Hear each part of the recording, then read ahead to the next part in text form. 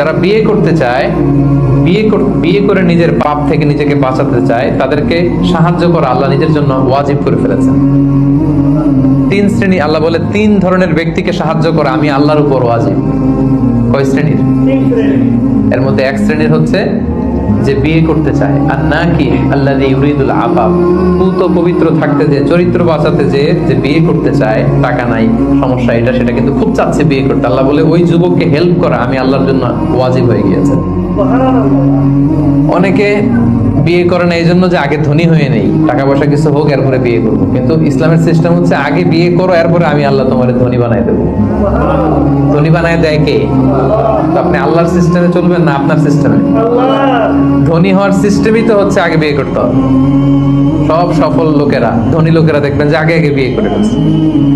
এজন্য আমরা যেন বিয়ে করে হালাল পন্থে আল্লাহর দেয় যৌবনকে উপভোগ করি, হারামের সাথে যেন আমরা কখনো কোনোভাবে আপোষ না করি, সম্পর্ক না করি।